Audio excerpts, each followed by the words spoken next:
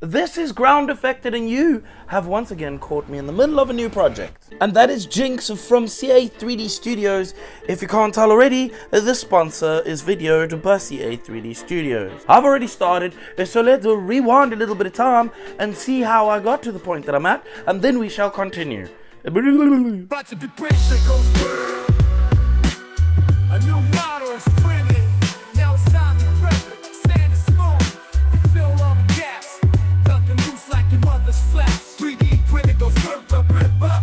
Pour in the resin, load up the slice. My name's your dad. I bet your mama think that's nice. Time to produce some plastic. More models to paint. More shelf space. And now that you know how I got to this point, or at least we think that we know how we got to this point, which is good enough for me, we need to continue painting the rest of this thing. And you saw that I had already painted the reds on this dude, and now I've masked it up and repainted black back over all the parts that now need to go blue to match the picture.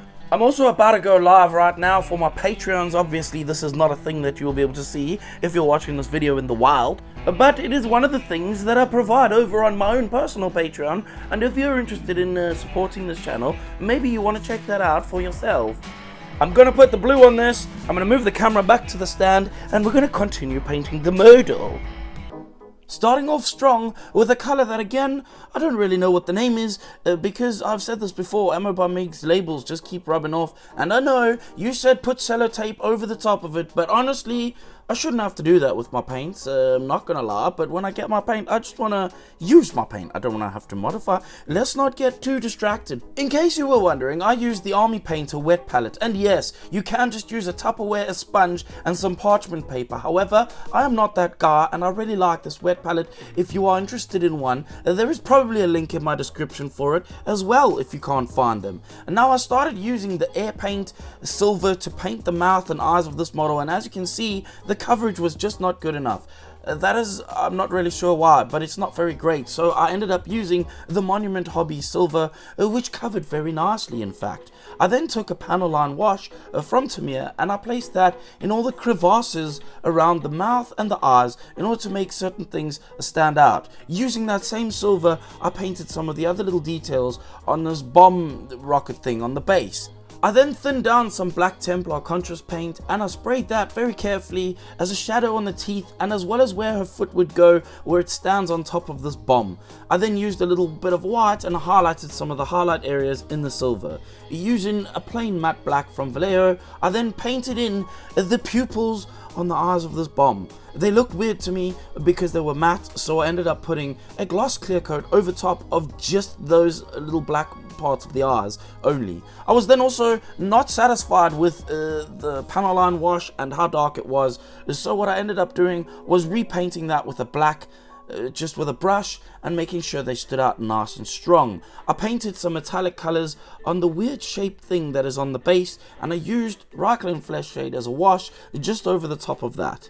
I'm then, once everything is together, going to take some of this fluorescent orange and spray that to try and get a little bit of the light bouncing off of the smoke and fire coming out of the bomb onto the bottom of the base, as well as all over the back of the bomb itself. At this point, I'm going to glue these pieces together. Now, if you were astute, you could probably make holes and put magnets into this. However, magnets cost money, and since I make a lot of models, I can't really afford to put magnets in everything, as well as honestly, it's just easier to glue things sometimes, especially if you're in a hurry like I am to get a video out, then gluing stuff is just super easy.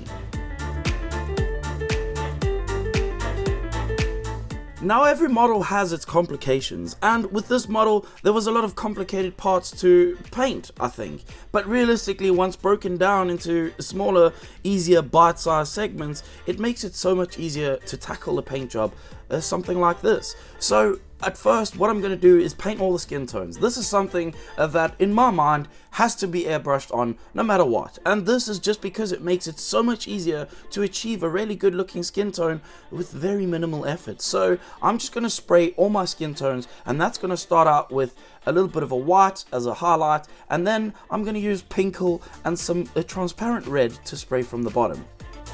As it stands, I have parts all over the place. This is a tray that I use at the end of the videos. Over on my Patreon, I give the entire color palette. It's like a photograph of all the palettes colors of palette that I used in the video. If that's something you're interested in, that is another thing that you can find on Patreon. But for now, it is just a holding place for these bits while I work on these bits. This needs to actually get out the way, because if I keep it here, I'm either going to knock it off or I'm going to get some overspray on it from painting.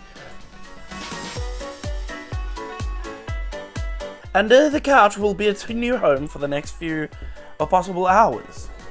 So the next step is going to be putting on the skin tones onto this so that I can then clear coat it with a matte varnish and let it settle and dry good and proper, and then I can start painting some of the other bits. Now, I hate to break a video and just ruin the entire immersion thing here, but this video was obviously sponsored by CA 3D Studios. Let's not make it long, you know what to do. Check the link in the description. Fantastic things, continue video, link in description, support channel, thank you.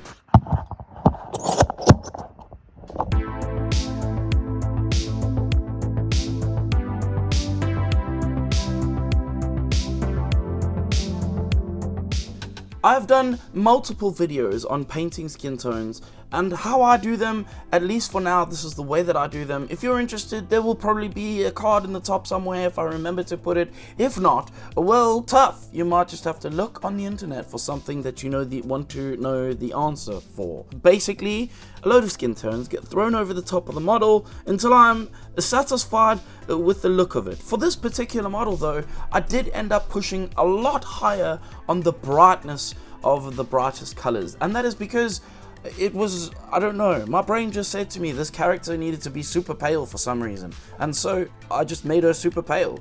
This Andrea blue from Vallejo is one of the brightest blues that I have in my collection of paints at the moment, and that's what I use to paint her hair with. But before I continued painting her hair, for some reason I stopped doing that and painted her boots with Cygor brown. I then needed to start painting some of the pink parts that are on the model, and I started out using this Army Painter pink. It's a very bright pink that's not actually that bright because I sprayed it over the top of black.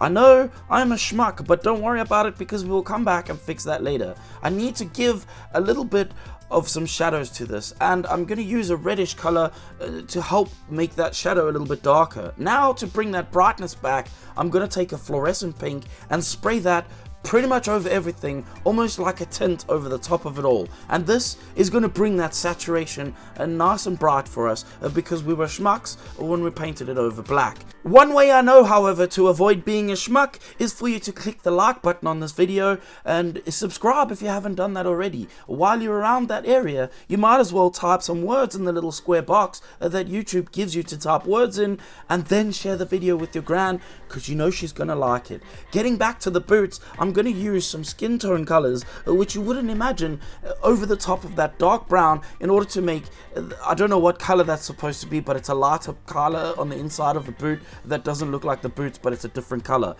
When I'm done with that and completely satisfied, I'm going to glue the legs into this boot. And again, another place I could be using magnets is here, but I felt like I just couldn't be bothered. I then took a little bit of a wash and painted around the rims just on the top of it to make it not look so stark as if I had just airbrushed the damn thing, and then glued the other leg into the boot of which I had painted the pink laces on. Now would you look at that, future me has finally decided to catch up with past me and painted the blue on the rest of the hair. This is a pretty simple process really. Just use the biggest brush you have with the sharpest point and paint it all over everything. On this really super awesome special gap that she has, I had to paint a darker color over the center, and at first I started out with blue, and as you can tell there is some kind of a tint, and you can definitely guess what color I used to do that. That was a fluorescent magenta, if you could actually guess. But before you continue guessing things, I'm gonna then paint some deck tan over the weird little inner sections of those things and spray, yes, fluorescent pink over the top of those to create some kind of a glow. I'm also going to use a fluorescent orange on the end to make a blend between them, and I'm going to take ball red and paint the little bally things just so that they don't look all the same color. Then I'm going to take some Carabao crimson and I'm going to paint that into all the crevasses on the gat in order to make them stand out and make sure that the surfaces aren't completely flat and boring looking. I painted her fingernails with my Pinkle and swiftly moved on to painting the rest of the details on the gat. And I used Leviathan purple contrast paint to paint these darker pieces, which in most of the images pretty much look like a black, but I feel like if I just used black, it would desaturate the entire image of this. There are some super cute little ears on this gat for whatever reason it is, and I painted them with deck tan. Then I painted the black, which is actually a contrast paint from Contrast Paints, and I painted that over her gloves because this helps to create a little bit of depth because it's not completely flat looking. Her pants was pretty simple. I used the same paints that I used on everything else and sprayed everything one flat color and a little bit of purple on that little side patch thing on the side. I then took Caribou Crimson and sprayed that into the shadows of her pants, not before coming back with some copper and painting the tops and bottoms of all of the bullets around her belt.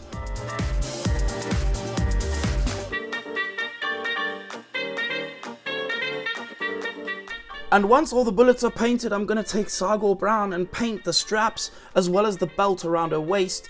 And that pretty much sums up the pants for this wonderful, glorious lady. I'm then going to glue those parts together, and that's just because it's going to fall apart if I don't. I'm not gluing the whole model onto the base, however. I'm just going to glue most of the parts together, at least so that it can stand on the base without killing itself.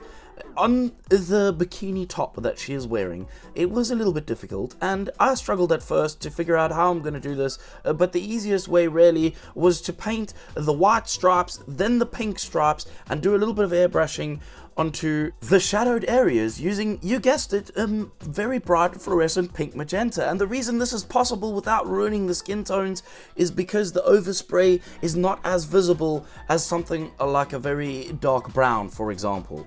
On her arm she has some tattoos that I'm not really sure are movie accurate, but they needed to be painted whether I liked it or not. And to do this I used a dark blue wash on the inside of all the little lines, and then I took that same blue that I painted her hair with and watered this down to almost just pure water, and I then painted that very carefully, almost as a glaze, over the top of all the tattoos. I then glued her guns together.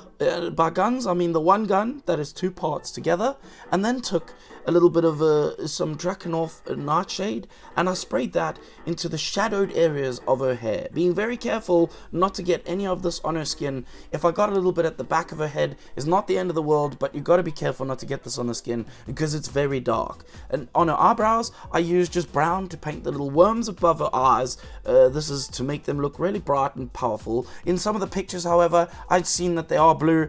It's tough. I made mine brown, and that is what it is. I took a fluorescent pink and gave her some rosy cheeks, as well as some Griff Charger grey, and I sprayed that to give her a little bit of a blush. Using Magos purple, I painted her lips, and then I very carefully decided it was time to now come back and paint the eyeballs. This is a difficult part for a lot of people, and I get that, but the trick to this is to wear some 4 times reading glasses. It's going to hurt your eyes, but when you bring the model to a certain distance from your face, everything's bigger and it's easier to see what you're doing.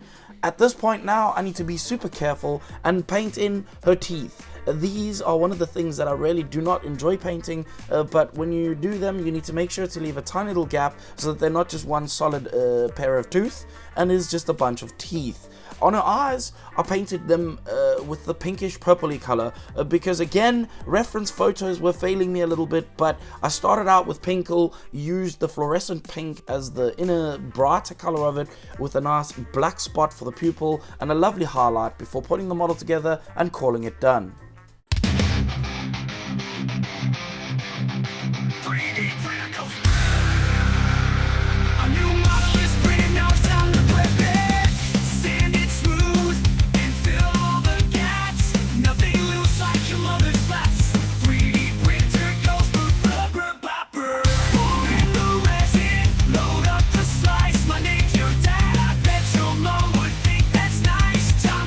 Some plastic more models.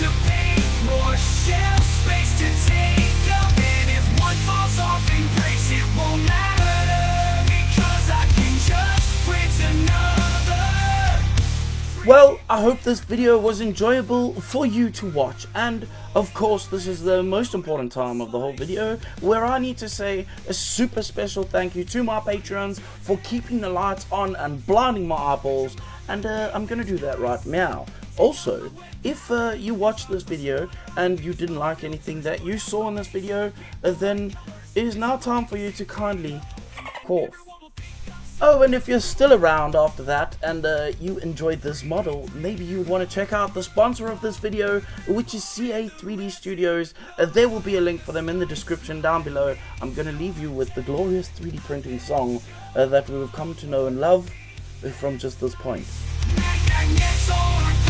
It doesn't matter how you put it.